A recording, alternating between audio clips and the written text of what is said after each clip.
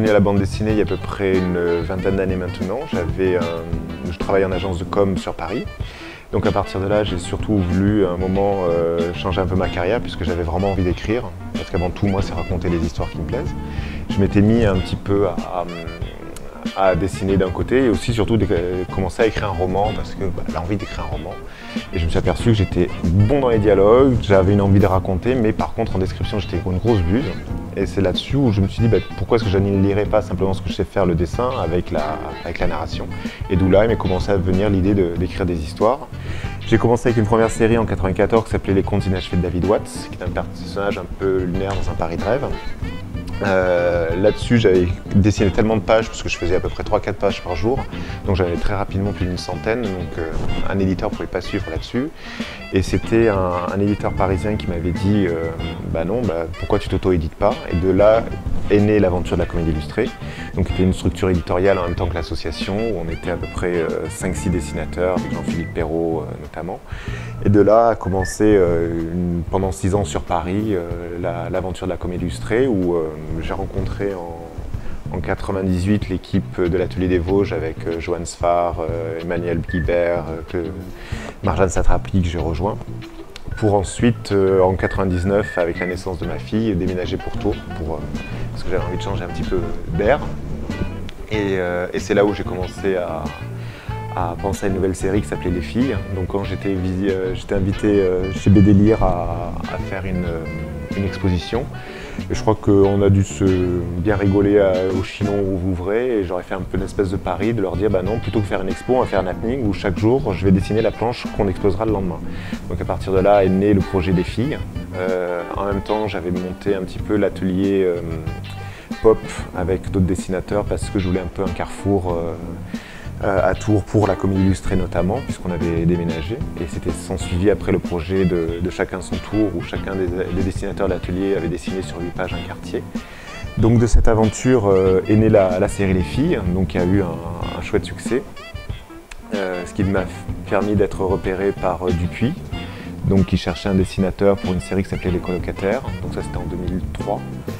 Avec Sylvain Rodberg qui maintenant fait Orbital notamment, donc chez Dupuis toujours. Donc de là est née la série Les Colocataires. En même temps j'ai signé pour une nouvelle série chez Lombard qui s'appelait Love Song. C'est 4 potes fans de musique qui réalisent à l'aube de leur quarantaine que finalement le groupe de rock ils ne le feront jamais, il faut qu'ils se remettent en question. Donc ça c'était en 4 volumes. Donc ça c'était assez personnel et je me suis vraiment régalé à faire ça. Donc ce sont des différentes séries qui se sont un peu qui ont fini assez récemment et donc sur lesquelles j'ai enchaîné avec 2 nouveaux projets. Un qui est la biographie des Beatles en bande dessinée pour les éditions Glénat, qui doit sortir d'ici 2 ans puisque ce sera un gros pavé de 300 pages. Et j'ai une autre actualité qui est le scénario d'un Spirou avec un pôle de 7 dessinateurs américains en face de moi, avec d'autres projets encore, où je fais un scénario pour Ruben Pellerero. Donc ça on va encore voir l'éditeur et toujours plein de trucs sur le feu et maintenant l'aventure au sein de cet atelier.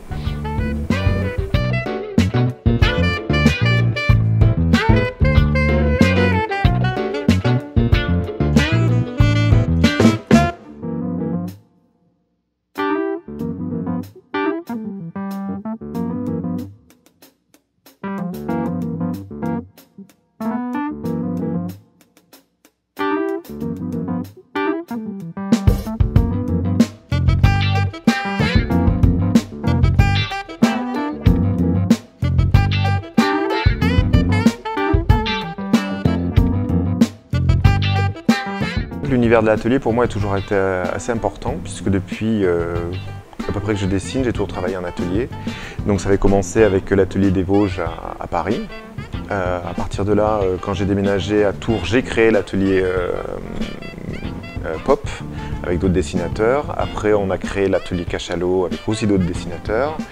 Et c'est que récemment, lorsque j'avais créé l'atelier Bayadère avec ma femme, que j'avais envie de sentir en fait d'autres univers, puisqu'elle est créatrice de robes de mariée, d'accessoires de mode, donc absolument rien à voir, mais au contraire, je trouvais que c'était assez complémentaire. Et vu que bon, l'aventure de l'atelier Bayadère s'est arrêtée puisqu'elle est en train d'ouvrir une boutique, lorsqu'il y a cet atelier qui s'est monté, ici ça m'a beaucoup plu parce que justement on a des érosions très différents. On travaille aussi bien sur la 3D, l'animation, le graphisme, alors que jusqu'à présent tous les ateliers que j'ai eus c'était vraiment que des dessinateurs. Donc ça c'est vraiment quelque chose qui pour moi m'enrichit et qui m'attire beaucoup parce que c'est des univers riches, qui seront un peu aussi l'univers de demain, et je suis assez curieux de tout ce niveau-là. Dans le studio Asphalt, ici, il y a donc Bernadette et Stéphane qui travaillent à côté, donc ils sont l'agence Asphalt, avec Stéphane qui est également connu sous son pseudo de Adam en tant qu'illustrateur. Il y a moi qui suis ici vraiment dans le côté auteur de bande dessinée, scénariste. Il y a Alain au fond, qui est lui graphiste et maquettiste. Et puis il y a l'agence aussi qui s'appelle Dream Moon, qui eux seront beaucoup plus dans la 3D, l'illustration 3D et la réalisation, avec Gwen, Jérémy et Sophie. Donc voilà un petit peu comment se comporte l'atelier, avec tout un sous-sol, des grands locaux pour des salles de réunion. Donc c'est vraiment agréable, on a un super top pour bien bosser, quoi. Mon hiver commence de nuit à la maison, avec mes cahiers sur lesquels je note toutes mes idées de scénarios. Donc là, j'ai des cahiers entiers de textes qui se passent. Puis ensuite, je vais plutôt me tourner vers mes premiers crayonnés qui se font avec ma table lumineuse ici. Donc qui me permet de travailler en deux temps. Donc un premier temps qui sont juste les crayonnés de mes planches, et ensuite la finalisation sur belle feuille. Une fois que ça c'est fini, je vais scanner mes planches et je vais faire une mise en couleur par informatique.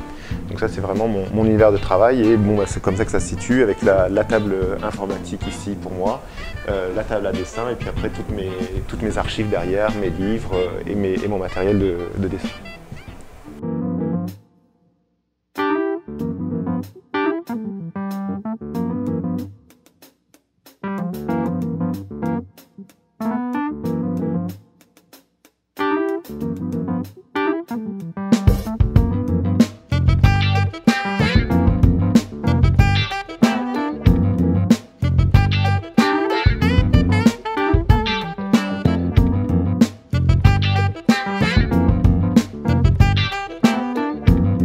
Ma technique de travail n'a pas vraiment changé en bientôt 20 ans. C'est vraiment, j'ai toujours ce fameux carnet dans lequel je vais vraiment tout noter, toutes mes idées qui me viennent. Là, pour ce projet des Beatles, je vais même chercher toute ma documentation et je vais le noter, parce que retrouver après la doc sur internet ou d'une interview que j'ai faite ou d'un ouvrage, ça me permet vraiment de tout avoir. Donc je vais aussi bien avoir mes pages de dialogue que les premières pages assez sommaires de mes pages. Et une fois que je sais à peu près où je vais à ce niveau-là, je vais faire une première maquette sur InDesign, un logiciel de mise en page, dans lequel je vais intégrer aussi bien les textes que les bulles, puisque je sais à peu près où vont se situer les bulles, qui va me permettre de faire un premier crayonné assez rapide, avec les textes cette fois-ci et les dessins en crayonné très légers, mais en même temps assez poussés, qui me permet, lorsque je suis assez sûr de ce que je veux faire, de passer à l'autre phase, qui est celle de la belle page, où je vais, avec la table lumineuse, mettre une page par-dessus et faire le dernier crayonné très léger, avant d'attaquer la dernière partie qui va être l'ancrage, où je prends un pinceau assez fin avec de l'encre de Chine et je vais tout finir. Donc ça, c'est une technique qui me prend à peu près une bonne grosse journée de travail, cette partie-là. Puis après, il y a la partie où, une fois que ma planche est finie, elle va être scannée à 1200 dpi avec un scan, mise sur l'ordinateur, travaillée sous Photoshop. Là, je vais faire ma mise en couleur à 300 dpi et ça va me prendre à peu près une demi-journée, voire une journée parfois, ça dépend un petit peu de la complexité des pages, pour après avoir donc un fichier noir plus un fichier couleur, et l'éditeur lui va rassembler ça, plus mes textes qui seront mis de côté, pour permettre après une éventuelle traduction. Comme ça, il peut lui changer le texte quand bon lui semble. Parce que forcément, un texte traduit en allemand, par exemple, prend 20% de plus de place. Donc ça, c'est des choses qu'il faut savoir en avance. Et puis, cette technique me permet aussi d'avoir tout ce qu'il faut pour gérer pour plus tard la version numérique, puisque c'est vraiment quelque chose qui est vraiment en train d'exploser en ce moment, surtout aux États-Unis, la version numérique. Donc je me permets vraiment d'avoir mes décors d'un côté, mes cases qui sont séparées les unes des autres pour pouvoir vraiment faire un montage pour la suite. Donc cette partie-là est plus fastidieuse, mais ça me permettra de gagner beaucoup plus de temps à la fin lorsqu'il faudra faire l'assemblage pour la version numérique.